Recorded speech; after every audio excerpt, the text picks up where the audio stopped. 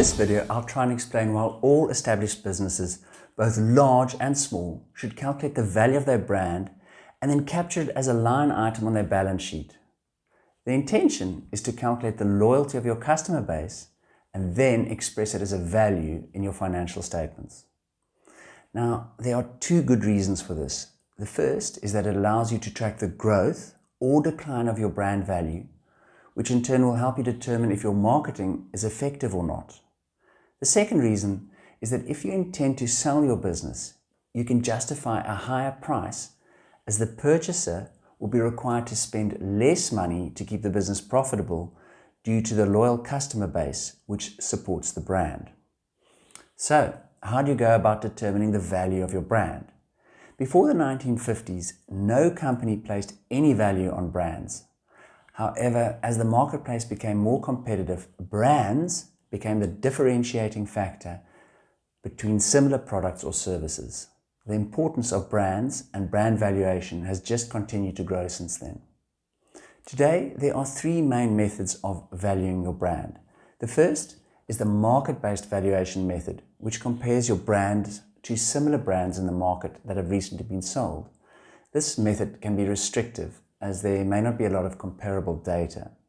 The second method is the cost-based technique, which calculates the brand value by adding up all of the historical costs incurred to create the brand, including advertising and promotion. This method is useful for new brands.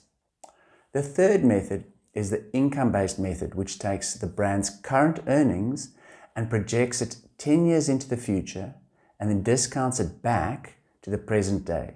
This method is good for established businesses. Each method has its pros and cons, as can be seen from this table.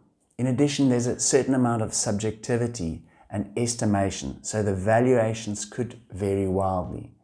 For this reason, it may be a good idea to use more than one method. My advice is to select a method that can be justified and remain consistent in the long term to ensure comparability, as this will help with sound data-driven choices. Let's consider Swiftridge as an example. Utilizing Google Analytics, we compare the number of searches containing Swiftridge with generic searches. This data provides a ratio which can be used against total online sales, enabling us to calculate the current online brand-related revenue. When combined with revenue from the walk-in clients, this becomes a pivotal component in the income-based method. Alternatively, this value can be expressed as a percentage by dividing it by the total revenue. Brands boasting over 80% in this metric demonstrate exceptional strength. In conclusion, brand value is captured as an intangible asset and at the same time offset as retained income on the balance sheet. Depending on your tax jurisdiction, there may be some tax implications, both positive and negative, so best discuss this with your accountant.